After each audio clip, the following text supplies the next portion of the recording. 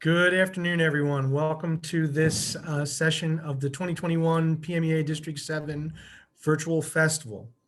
My name is Mr. Robert Schaubach. I am currently serving as the Vice President of PMEA District 7, and I am the Orchestra Director at Lampeter Strasburg School District in Lancaster County. Great to have you all here this afternoon. We have our presenter for this 4:30 session. Is a gentleman that I've known for 20 years now. Mr. Paul Murr is coordinator of instrumental music in Lancaster Catholic Schools. He is the high school band director, percussion ensemble director, and he is also an adjunct instructor of percussion at Millersville University. And I have known Paul for many years, and I know that you're in for a treat because he's such a versatile performer in the percussion area. I know he's equally at home behind the drum set, on the marching field, behind the timpani, and I've had the opportunity to perform with him many times in some of those venues. I know that he'll have a lot of helpful information in his session this afternoon about a successful timpani performance. So without any further ado, Paul, the floor is yours. Thank you, Mr. Schaubach. So, yeah, everybody hear me all right? Are my levels okay? Yes? It sounds it's like a little echoey at this point. I'm not sure if you can boost it a little bit. So you're in a big space, so. And your alma mater, Mr. Schaubach. That would be my alma mater, yes. I'm just going to lower some mics. This might make it a little bit better. How's that? That's definitely better. Thanks. Okay, cool. When I actually play, I'll have to readjust some things, but whatnot. So thanks for PMEA for having me here as part of PMEA, like Mr. Schaubach said, about being an educator in the high school realm, and also being a private teacher and teaching now at the university level. I've had a lot of experience with our District 7 percussionists, so I see that we have a couple with us today. And what hopefully you get out of this today is how to better prepare yourself to be a successful timpanist, but also just to be a smart timpanist, okay? To know what your role is in the ensemble. A lot of things you may know or may not know, but it's always good for hearing them a second, third, or fourth time. So I have a presentation I'm going to share with you right now.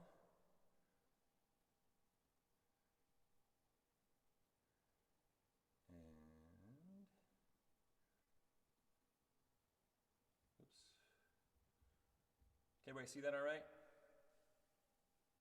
Yes? Looks good. Cool, thanks. So part preparation performance tips for timpani. So I am here at Beamsturfer Hall here at Millersville University today as one of my many hats of being a percussionist and educator in the area. So before we even play the drums, it's really, really, really important to spend a lot of time, this is before you even get into the practice room. I cannot tell you how important it is to know what you're doing before you even pick up sticks and play the drums, okay? And I have a list of things I'm going to go through here in part preparation. So the piece that I kind of chose today to work on is the finale from Tchaikovsky's Fifth Symphony, okay? Big Russian work, and it's something that if you're in district orchestra, it's something you may play, or a region orchestra, an all-state orchestra. It's one of those symphonies that comes around once in a while. So it's something that's hey, you might have to do this at some point in your even high school career. But the first thing you want to do when you play anything, say, hey, I got the gig, I'm playing timpani, Tchaik 5, sweet. Find a recording, okay? And find a recording that's a good recording. Find a great performance. When Mr. Schaubach and I were growing up in music schools, the only recordings that were available were the good ones, because if you weren't any good, you didn't record. Like, no one was going to set up all that time and money and effort to record something that just wasn't good, okay? So the recordings, whenever we went to find something back in the day, in the 90s, it was really, everything that was out there was generally pretty good. Now, we have to discern our taste between quality and not so quality recording, okay? And that can be a task on itself when you're looking for recordings, if you're looking for on YouTube, or if you're looking on Spotify or wherever. So it's just things to look out for. I mean, don't go look for, if you're doing Chike 5, maybe like the Bainbridge Orchestra is not the one you want to be looking at, okay, that performance, okay? So I always kind of recommend some of the major symphony orchestras that I've listened to, that I enjoy. Close to home, you can always reference a Philadelphia recording. They're always good.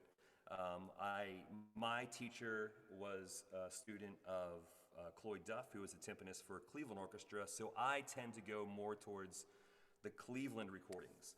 I generally always listen to something that's a European performance to see how the European interpretation might be a little different from what my recording is, okay? So my second thing I wrote there is listen, listen, listen, and then listen some more, okay? When you're playing the part, you should be able to hear, even if there's no orchestra there or you're not playing along, you should be able to play or at least sing the melodies of what you're playing to while you're playing your part, okay? That's very important. So with something like this, I know I actually recently bought a new car, but it still has a CD player, so I can actually put a disc in my car and listen to it. So if I'm playing Chike 5, I'm going down and finding my CD in the basement of Chike 5, probably with Cleveland, and putting it in my car, and wherever I'm driving, I'm listening to it again, over again, and just casual listening to eventually more critical listening, okay? So the third tip there is, if possible, obtain the score, okay? So if you're playing orchestral literature, there's a website called imslp.org. It's a free website of everything is public domain in the orchestral world, so you'll find a lot of music on there for free.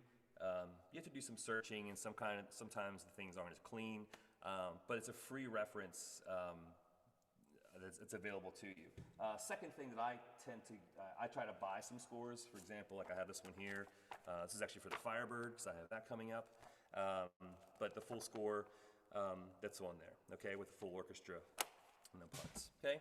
For wind band, if you're in concert band, wind ensemble, check with your high school band director's library, okay? Check the library there, get the scores out, and so forth. So, score study. This is the most important step in preparing to play in orchestra, okay?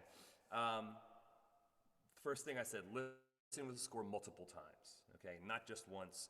Generally, when I get a part, if it's something new, like I said, I'll make a CD or whatever, I'll put it on my phone, play it through my car, casual listening. I'll sit down and just really critical listen, just using my ears, and then I'll sit down with the score, maybe once or twice to follow through the piece, and then I'll really sit down and start using pencil and paper and whatnot, okay? So the first thing I do in my part is I make notes and I translate terminology, okay? For some pieces, this will take days. If you're playing Mahler or Strauss, it's like, I don't know, I can't tell you how long I took, like, translating Mahler things in my parts, so I knew what they were talking about when I came across that in the music, okay? So terminology, number one. If you don't know what it means, look it up. Real simple, look it up. They also make these little books of percussion translations that you can buy. I always carry around them in my case, okay? What's my role harmonically? Okay, so this is really important as you're playing. It's like, am I playing the root of the chord? Am I playing the fifth of the chord? Am I playing the third of the chord? Am I playing the seventh? Those things may change. You're not always going to play do, so, all right? Okay, these things will change throughout music, especially when you get into more modern band literature. You're playing melodies at times, okay? And like you're riding a bike, moving pedals, okay? Who am I playing with? This one's really important. Am I playing with the violins? Am I playing with the violas? Am I playing with, is it a full-blown brass section? and I'm playing timpani and brass sections here, that really matters on how you're going to approach the part, okay? Is it the full orchestra, or is it just a small part of the orchestra playing at the time, okay? And that's gonna, like I said, that's gonna base everything you're gonna do is based off of those things, okay? Then I wrote, what type of articulation stroke should I use, okay? So this is all gonna depend on who you're playing with. If you're playing with the trumpet section, I'm gonna play just one measure here before I play a little more in a little bit of, this is from Check 4, or Check 5. I'm gonna just turn it down slightly so I don't boom me out. But there's one measure, it goes.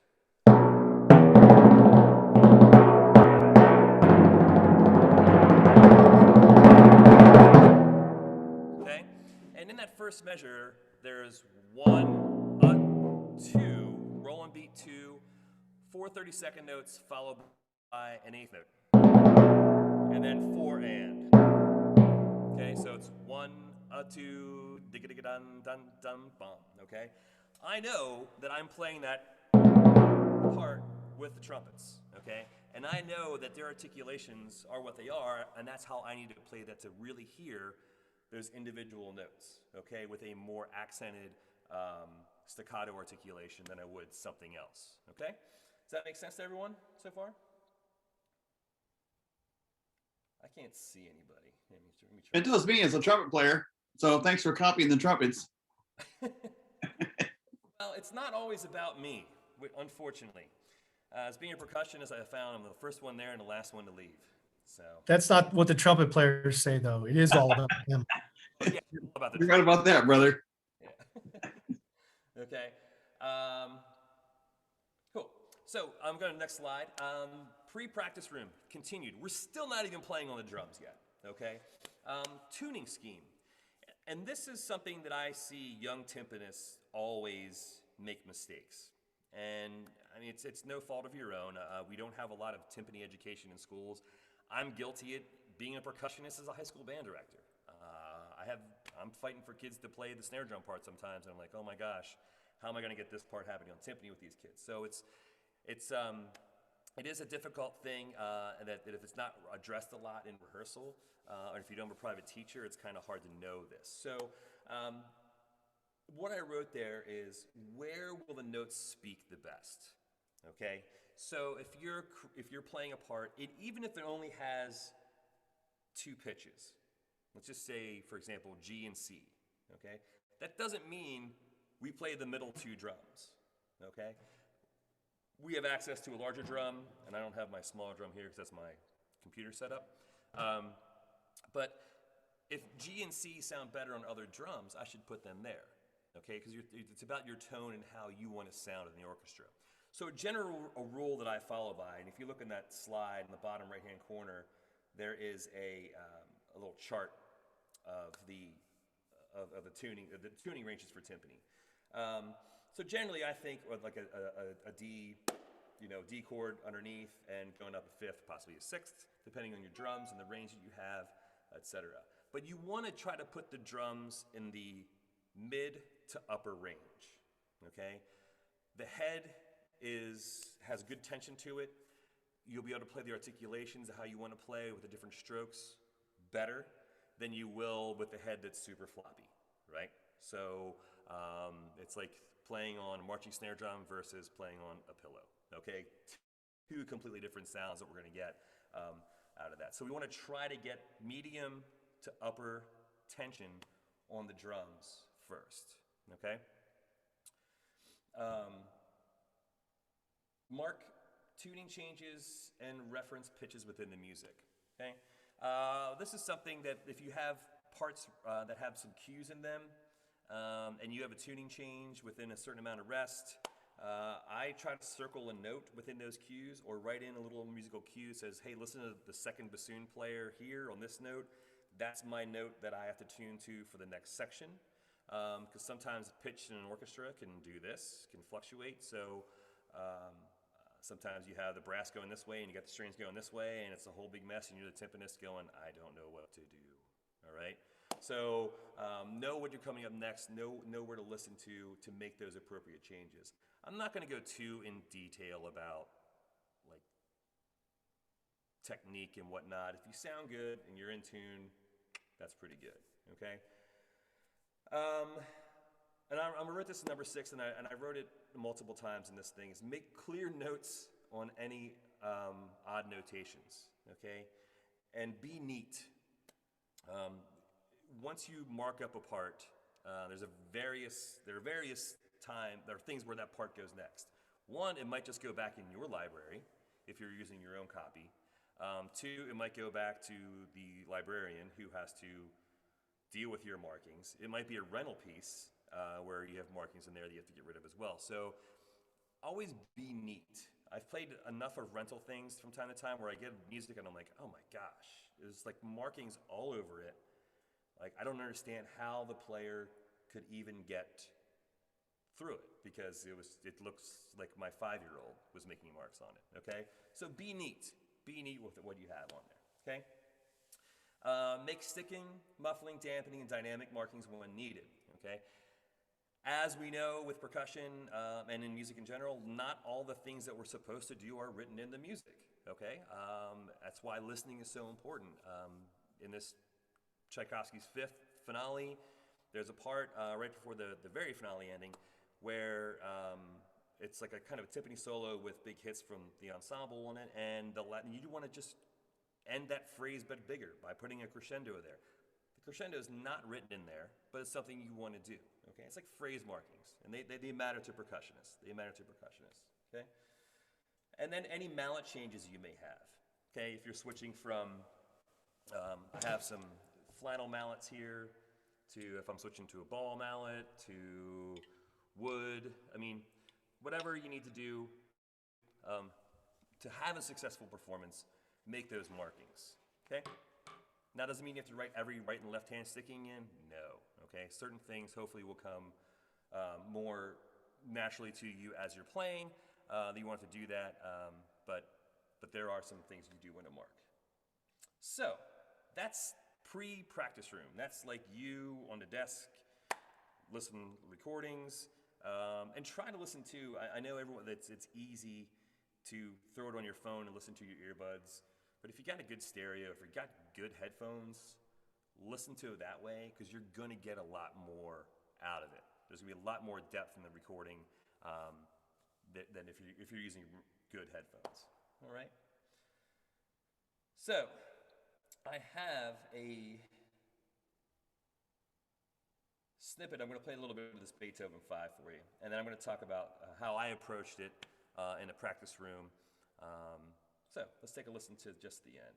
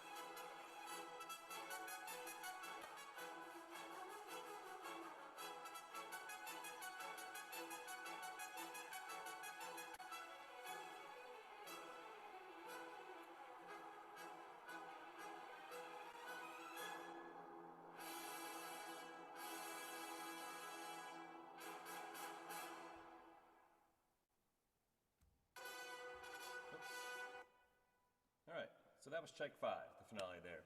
So on that recording, like I said, I tend to go towards Cleveland recordings because that's my teacher's teacher playing on that recording there. So I know it's Cleveland Orchestra. I know it's Cloyd Duff as the timpanist, but I tell you, like I'll listen to Philadelphia recordings. I'll listen to L.A. I'll check out, obviously, since I'm playing some Russian music, I'm going to listen to some Russian orchestras to see what kind of interpretation the timpanist may be doing that's different than the American style of what we're doing there. Okay, so markings, and you can see this on the sheet there. This is actually what you're seeing there is actually my part. So I have a collection of all the Tchaikovsky timpani parts, as well as some other like March Slav and 1812 and Romeo and Juliet, and just, you know, all his pieces, which are actually really fun to play for percussion.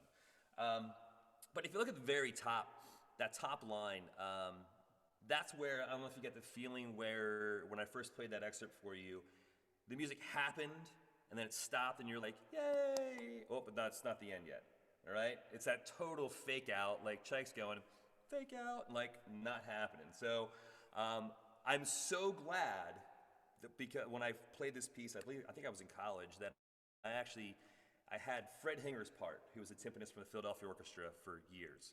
I had a copy of his part, and it said, like, had a note that said, wait for the applause. And I was like, what's he, I didn't get it. And then when I went and performed it, I remember playing that part and people started applauding. It's not over yet, right? We still have this like coda section to go to the end. Okay, so I know that now, goodness, but I'm glad I knew that when I was preparing it. So on the top of that page, you see the big fortissimo on the F sharp to the B.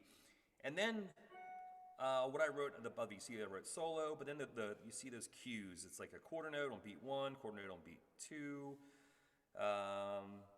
you know, and then the dotted quarter note was actually this in 4/4. So actually, my notes are actually kind of bad here, but I know what it is when I'm reading it. Those are what the ensemble is playing. Those are those big hits. Because all I'm doing is playing a roll as hard as and loud as I possibly can at this moment to fake people out thinking it's the end. Okay? So I want to know where we are in the beatings of those things. And an orchestra conductor is not going to be sitting there giving every one of those beats to the orchestra. They're just giving, he or she is going to be giving those big ensemble cues, and you got to know where you are in the piece, okay? So ensemble cues, that one right there. If you look at the fourth line from the bottom, where it goes into 6/4, I just simply wrote the rhythm that the orchestra is playing. I just wrote those first 3 beats in, so I know when I come back to this, or when I get to that section, I know what's happening. Okay, even though I already know it, but it's a good just reminder of what's on there. Additional dynamics and phrasing. Okay, so I put the crescendo in there at the beginning or at the end of the first line. Right before the into the presto section. This is something I learned from my high school band director, Doug Culp. Looks like little glasses there, like watch what's going on. So I put that in there because there's always going to be a slight retardando there, making it more dramatic going into the fast presto section, okay? And I had that retardando that goes all the way through there. After the presto section, I feel that Tchaikovsky probably just wrote a lot of Fs for no reason. There are definitely things that should have been louder than others, and that after the 5 measures rest, there's no reason for that to be a fortissimo, right? It doesn't fit with what's going on with the ensemble. So again, I made that deduction by listening to a bunch of orchestras. When I listened to Cloyd play the part there, he's not playing a fortissimo, right? It's only, that's like forte, okay? Kind of save it for what's coming later, okay? So those are important. After the 10 measures rest, there's a part where it says fortissimo again, but it's, okay? And I put those stickings in as right, right, left, right, left, right, left. Now I am right-handed, and my left hand is way weaker than my right hand. Those percussionists on here probably can understand that. And you know that, yes, I have a membership to my Left Hand Stinks Club, all right, compared to my right. So what I did there, and my thinking is my right hand being the dominant hand is that is on a weak note, okay? And that weak note tends to sometimes get lost when we're playing. So I'm gonna put that weak note in my strong hand. The downbeat's gonna be fine. I'm just playing one note with my left hand. But that weak note, that and one, and one, and one, sometimes gets lost. So I put that in the dominant hand to make it speak a little bit better, okay? Any additional markings? Like I said, I put the retardando in there. And stickings. This one's pretty cut and dry. There's nothing that's really difficult about it as far as stickings go. But where the small B is, this one was a little different, so I did write the stickings in there going.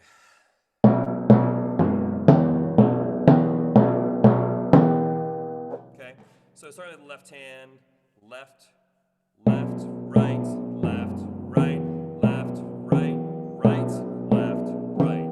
Okay, trying to avoid crossing over or doing any kind of double if I don't need it. Okay, again, what I'm trying to do the whole time here is produce a great sound. I want to sound good.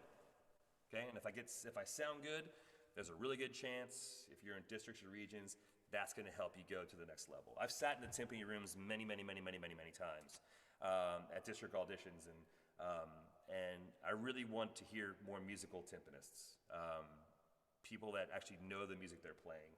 Sometimes, and I was guilty of this when I was in high school and probably even college at times, where, hey, here's your part, great, see it at rehearsal. And I just show up with the part and just play it. Not having any kind of preparation involved before I even get to rehearsal. And when I do that, I tend to not play as well, okay? I always prided myself on the conductor not saying anything to me, right? That's the key. When someone says, how was rehearsal? It was great, but like, you know, he didn't say anything to me today. It was like all about, he was just ripping on the trumpets the whole time. I'm like, well, if you're doing that, either the trumpets really stink, or you're doing your job as a timpanist, right? You don't want. Yeah, man. Sorry, Chris. It's cool. You don't want them to go, okay, percussion, and you're like, oh no, here we go, right? You want to be in rehearsal, play the gig, get out, roll. I mean, you do. I mean, nice praise and praise is good, but.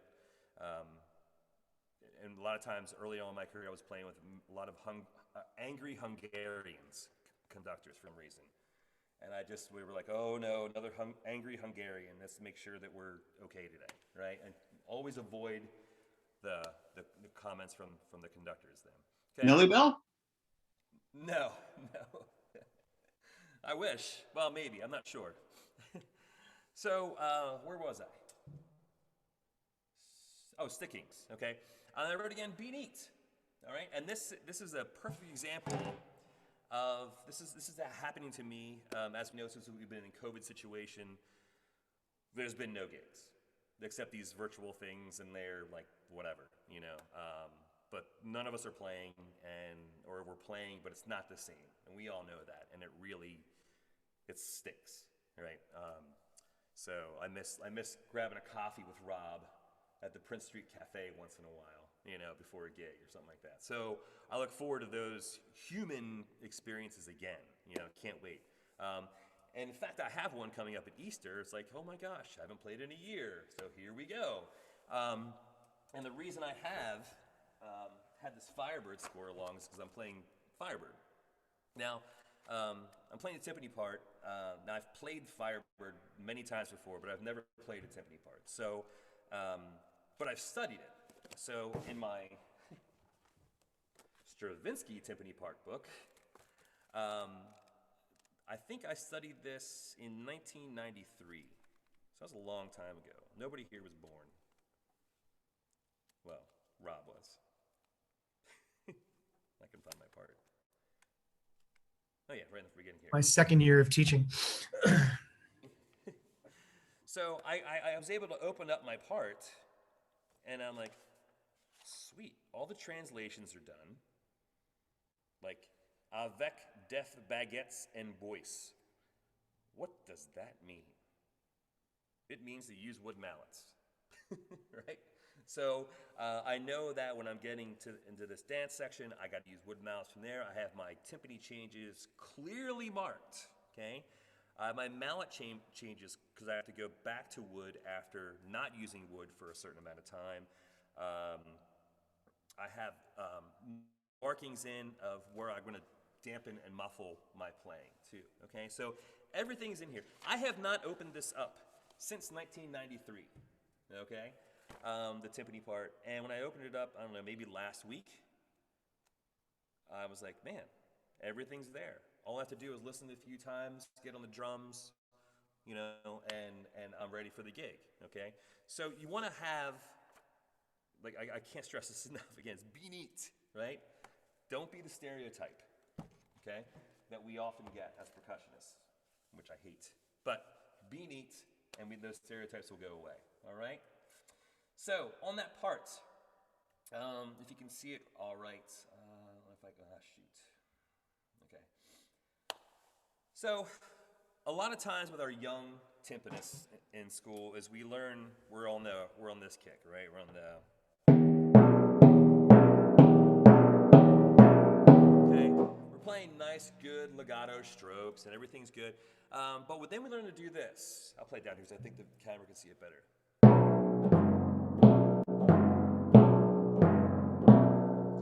If you see what I'm doing there, I'm actually muting or taking out the sound of one drum as I'm playing the other.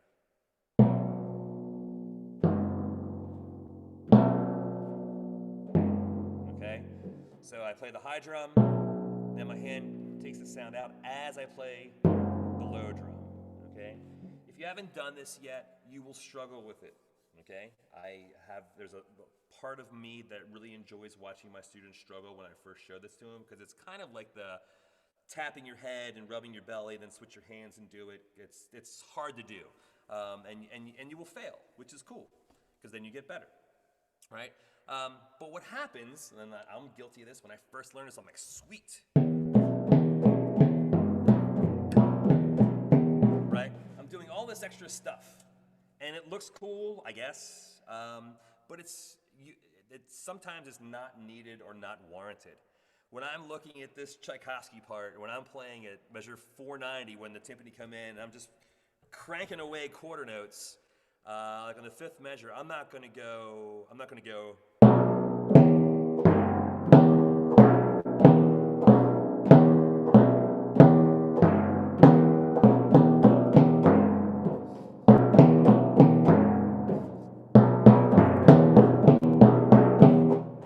Right? I'm not gonna play it super literal, okay?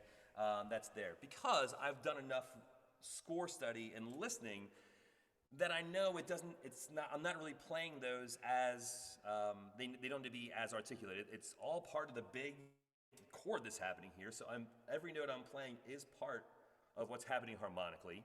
So those sounds can continue, okay? That may change. I shouldn't say you do this all the time, but if you're playing in a small room, I know I've played at Franklin Marshall at the Barshinger Center there a few times.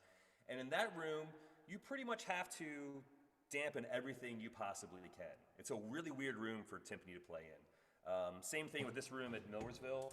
It's actually horrible for timpani.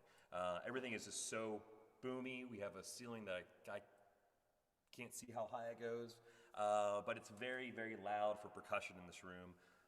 So I would maybe do some extra, dampening or muffling if I needed to at that section. But more often than not, we tend to do too much, okay? And that's why I always go back and watch those, especially the European orchestras. You watch like Berlin or Vienna, because Vienna's, well, I know Vienna's always on around Christmas, and you always watch the waltzes and stuff, and it's fun. But those guys, they're playing music, and it's not so, they're not worrying about all these little extra intricacies I think we sometimes dissect too much as we learn a new concept or a new technique, okay? So on this one, I'm not doing much dampening at all than I normally would do. Even when we get into the presto section,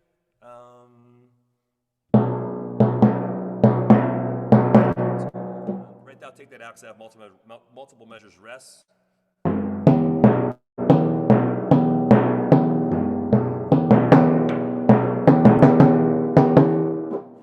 Besides the rim there, I'm not taking anything out. I'm just letting all that play. One, it's fast, and I'll get in the way of myself if I'm so worried about doing all this extra stuff, okay? And losing the clarity to the rhythm. So make sure that you're making the right decisions on that, okay? Of when to do these cool things that we learn in high school. All right? So that's all stuff you want to do before you even get to the practice room, all right? If you go through all these things, you'll be like totally killing it when you get there. So practice room, practice the parts that are technically difficult. No old school Mario, okay? I'm 47. I had an Atari. I had Nintendo, okay? There was no, I've been playing for an hour, I'm gonna save it. It's like, the game's over, all right? So you would play it and like, come on, I gotta get to the end. I'm like, no, and then you're dead. And then you have to go back to the beginning and do the whole thing again, okay? Don't practice like that. Maybe at the very last thing you do, run through the entire thing to get a feel for the flow, the arc of the work that you're playing. But focus on individual sections first before you jump into, I'm going to press play and play along, and if I screw up, I'm going to stop and go back to the beginning, all right? You might be there for months if you do it that way, okay? Break down the small stuff first, you know.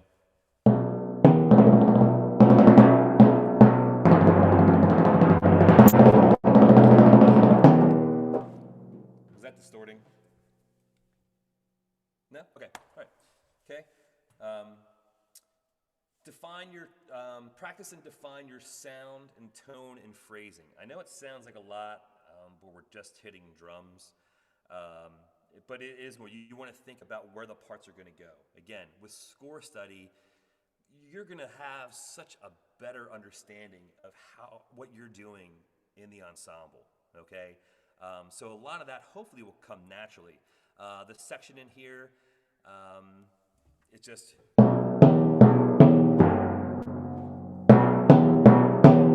This next measure, I'm going to tend to just crescendo a little bit, put a little phrasing. Okay,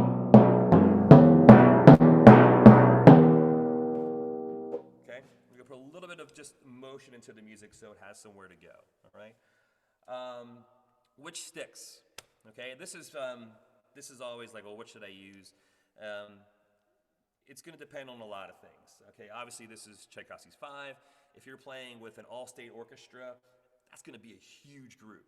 Okay, if you're playing with your high school orchestra, it's not going to be as big for the most sense. Okay, so you gotta, in that case, a fortissimo at all-state.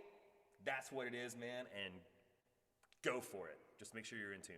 Okay. If you're in your high school band room, orchestra room, like your fortissimo really isn't going to be a fortissimo. It might just be a mezzo forte or a forte. Okay, so know that your dynamics are going to be relative to the ensemble you're playing in, and also the room you're playing in. That's going to matter too. So that's going to make a difference in what sticks do I use to create the different sounds that I want to create. Okay, you want to know how you sound like. Okay. You want to have an idea of what is your sound going to be at this section, okay? Now, practice different strokes and touch. Even if I just take two measures, this is measure 497 and 498, it's just very simply eighth notes and quarters.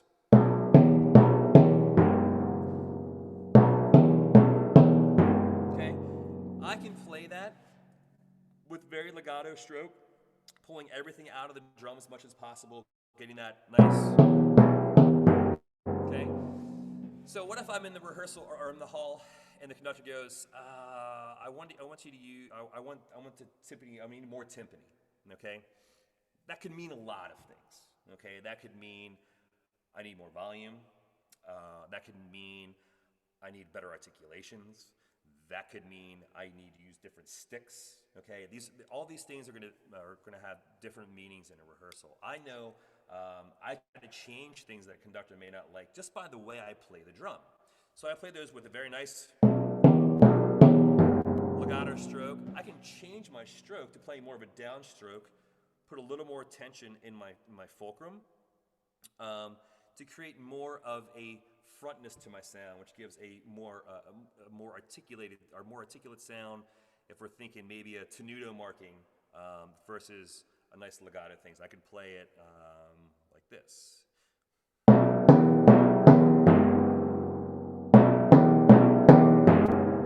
Versus more. Okay, so I don't always have to change mallets to give a conductor what he or she wants. Great story I have from when I was in college. I was playing a piece by Martin Mailman, and Martin Mailman was conducting it. And I think Martin Mailman smoked like 8 packs of Camels a day. He's very much talked like Mr. Burns from The Simpsons, if you know who that is, okay? So I remember we were playing a piece that he wrote. I don't even remember what it's called. I was playing Timpani, and I would believe I was using these mallets or something like it. Very articulate. These were my go-to wind ensemble mallets at the time. So I'm playing the part. Whatever it is. I don't know when I just made that up. And he goes, "Timpani player, I want a harder mallet, but I don't want wood." Okay? And I looked down. The only thing I had harder than these were my wood mallets. So I did one of these, put the mallets down. I went, Picked up the exact same mallets.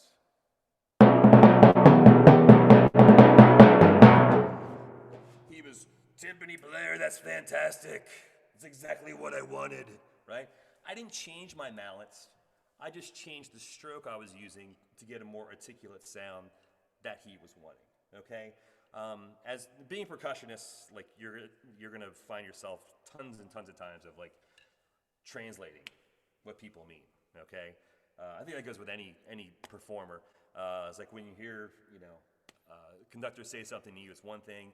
When you're in your rock band, your guitar player is like, "Hey man, I played that 14 times. Like, no, it's actually 8 times. You're just counting something wrong, right? So you have to, the more you understand the language, the more you can communicate with other people, okay?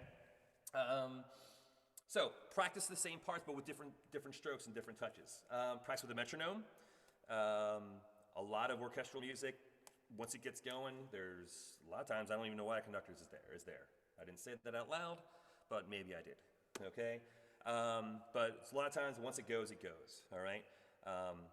So practice with the Met, but then also know then, or when you get with your recording, know where those changes are gonna be and what makes music is music, but that human feel, where that pushing and pulling of time, that element there, okay?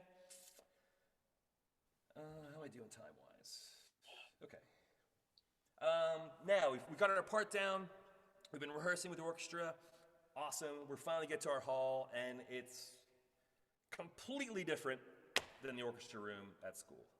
We're like, oh my gosh, okay? So now that changes a lot of what you have to do as a performer. It might change my sticks. It might change my mallet selection, right?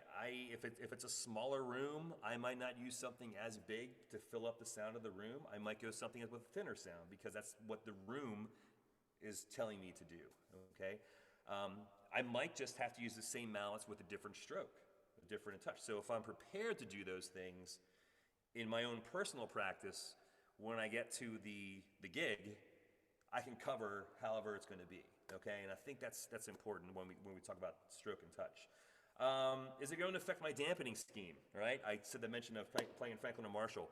I can't remember what I was playing there one time at Franklin and Marshall, and I mean, I know Dr. Norcross, the conductor, was like, "I want everything to be loud and as clean as possible," and I'm like, "Okay." So the loud part, no problem. Okay. The cleanliness of all this dampening was somewhat of a workout, right? And I probably looked a little bit stupid back there, because I think it was just like a Schubert thing. There's all this extra stuff I was doing because the hall said that I was going to do that, okay? So that's going to change what I'm doing there, okay? And is my location and my footprint different than rehearsal, right? Say at rehearsal, I'm stage right, in the band room, and because that's the only place that the timpani can fit in, or that's where they always are, or that's the closest to the door that they go through to share them with the band room, wherever it may be, at the gig, you might be at a different spot than you were at rehearsal. Okay, so you have to, like, on the fly, like, know how your listening is going to change. Okay, and again, if you've done enough score study and just know the piece so much, that should be no problem when you get into a room. Cool. Ben and Grant, how about some questions for Mr. Murr?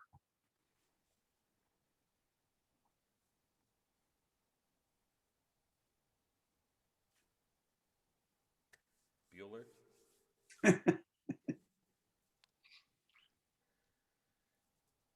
Well, I think I got like 1 or 2 slides left. I'll just barrel through them. Make a copy of your part, right? You never know we're going to need it again. Okay, it says saves tons of times in the future. I just like Bernie Sanders and I like that meme. Patience, it's a good one. Mallet selection, you could get in. I know young guys, and I love gear, man. I love gear. I have way too much of it, but it's better than spending it other places, I guess. But have your bases covered with sounds, okay?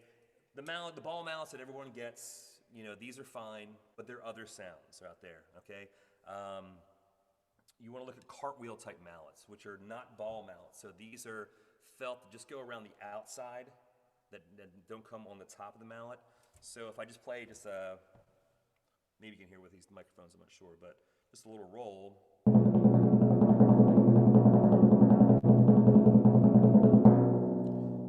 Versus using a ball mallet.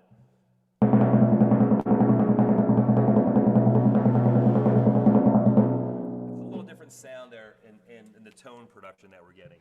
And that's gonna, I love these mallets. These are made of flannel. This is like a total European thing. This is a big deal in European players. That's kind of getting over here now with some American-made sticks, but I love these sticks. They give me a little bit of sound with the flannel on it that sounds like I'm playing on a calfskin head, even though it's not. Okay, so I get that, like, it sounds like I'm doing, but I'm not. Okay, then Heartfelt wood mallets. But check with your private teacher about mallets, because everyone's going to have their preferences of what they like and what they don't like. The major manufacturers make some good stuff, but I found that the best timpani mallets that I've ever used or played comes from some guy in his basement who has got a workshop, and you're going to wait 3 months for them, and you're going to spend a little bit more money, but they're going to be the best things you've ever had. So I was able to get these mallets, and I like the shafts to be a 1/4 inch longer than he normally makes them. He can do that, and those things that's awesome to have that kind of experience with a maker. Cool. Questions? Come on, guys.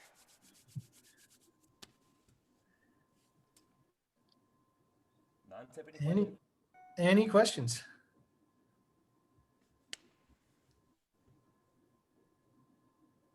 Well, I'm sure if you think of something later on, you can get in touch with Mr. Murr through Millersville. If you go to their website, I bet you'll find a way to get in contact with him.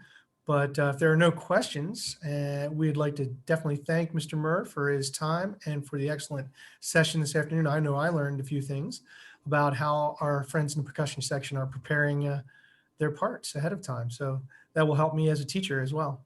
Hopefully. Yeah, hopefully. Exactly. Yeah. Exactly. But if you guys are in the region district festivals now, everything that you do, like even the snare drum excerpts and the cymbal excerpts, they're all based on orchestral recordings. All the District 7 stuff that's tambourine, triangle, crash cymbals, it's all based on stuff that's already there. So know it and learn it, and when you go to play the tambourine part, it's going to sound like you're playing music instead of just a tambourine part, okay? Because you're playing with the orchestra in your head, and that makes a world of difference. Like when I'm listening to people perform to go on auditions, I know, like, oh, that kid did score study. Oh, that person knows what they're playing to. Like, that person's playing it 80 beats slow than where it really is. They have no idea what's going on here and didn't put any homework. So that's obvious to adjudicators.